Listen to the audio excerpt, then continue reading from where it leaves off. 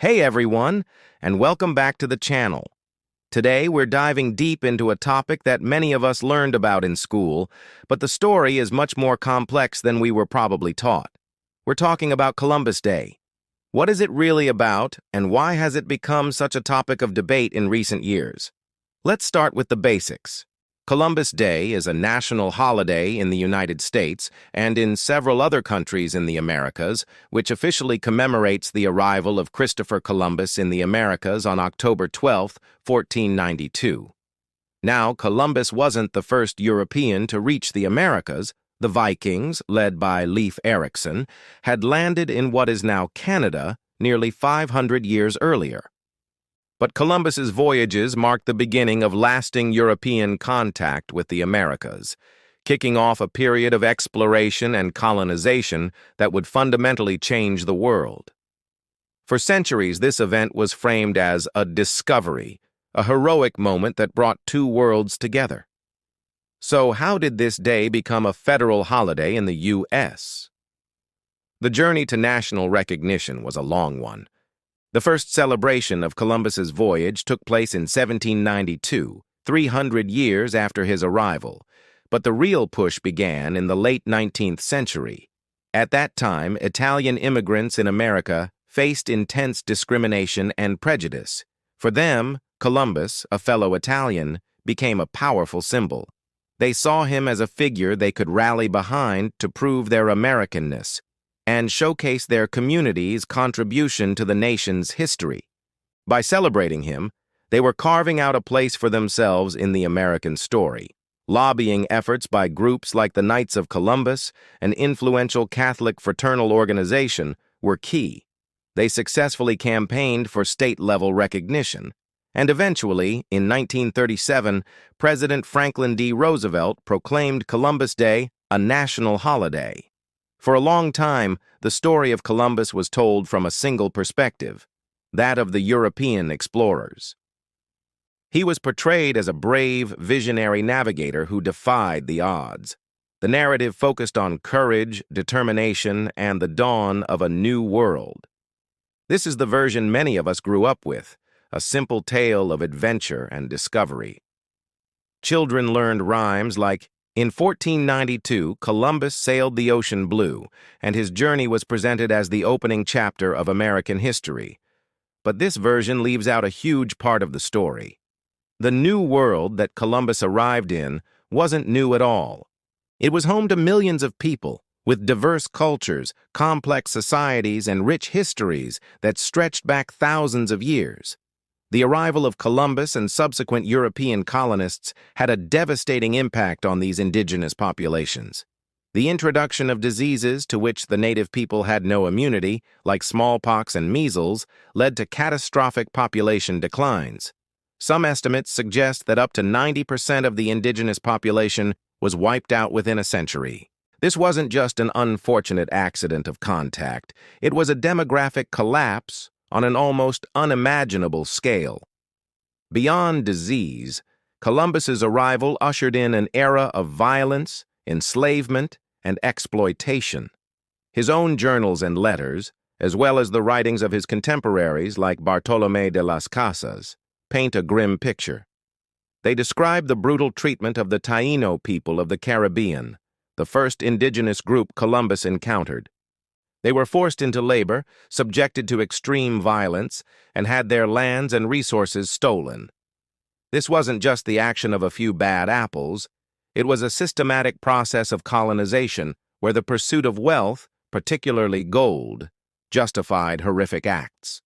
Columbus himself, as governor of the new territories, oversaw many of these brutal policies. Understanding this part of the history is crucial, because it completely changes the meaning of discovery. From the indigenous perspective, it wasn't a discovery. It was an invasion that led to conquest, displacement, and genocide. So it's no surprise that for many people, especially indigenous communities, celebrating Columbus Day is deeply painful. It's seen as a celebration of a man who initiated centuries of suffering and the destruction of their cultures. Imagine celebrating a figure who brought about the downfall of your ancestors and the loss of your ancestral lands. It's like being asked to celebrate a tragedy. This perspective is at the heart of the movement to rethink and rename the holiday. This brings us to the rise of Indigenous Peoples Day. The idea isn't new. It began to gain momentum in the 1970s during the height of the Red Power movement and other civil rights activism. Activists argued for a day that would honor the history, culture, and resilience of Native Americans, rather than celebrating a figure symbolic of their oppression. The first city to officially replace Columbus Day with Indigenous Peoples Day was Berkeley, California, in 1992, the 500th anniversary of Columbus's arrival. Since then, the movement has grown significantly. Dozens of cities and a growing number of states, including South Dakota, Minnesota, Alaska, and Vermont, have formally adopted Indigenous Peoples Day. What does Indigenous Peoples Day celebrate? It's a day to recognize that Indigenous peoples were the first inhabitants of the Americas. It's a chance to celebrate the rich and diverse cultures that have survived and continue to thrive despite centuries of hardship. It's also a day to acknowledge the historical truths about colonization and to educate the public about the ongoing issues facing Native communities today, from sovereignty rights to environmental justice. It reframes the holiday from one of conquest to one of resilience, survival, and cultural pride. It shifts the focus from a single historical figure to the millions of people whose stories were silenced for centuries. The debate over Columbus Day versus Indigenous Peoples Day is really a conversation about what and who we choose to honor in our national narrative. It's a reflection of our evolving understanding of history. History isn't just a static list of dates and events. It's a story we tell ourselves about who we are and where we come from. And as we learn more, that story changes. The push to re-examine Columbus isn't about erasing history, as some might argue. In fact, it's the opposite. It's about including the parts of history that were erased or ignored for a very long time. It's about telling a more complete, more honest story. So, where do we go from here? The conversation is ongoing. Some propose celebrating both, honoring the Italian-American heritage associated with Columbus Day, while also formally recognizing Indigenous Peoples Day. Others argue that celebrating Columbus at all is unacceptable given the historical facts. What's clear is that the simple, heroic story of 1492 no longer fits with our modern understanding of justice and historical truth. This debate forces us to confront uncomfortable questions about our past and how it continues to shape our present. It encourages us to listen to voices that have been marginalized and to think critically about the symbols we elevate as a society. Ultimately, understanding the full context of Columbus Day allows us to have a more meaningful and informed discussion. It's not just about one man or one holiday. It's about acknowledging the full, complex, and often painful history of the Americas and deciding together what values we want to celebrate as we move forward.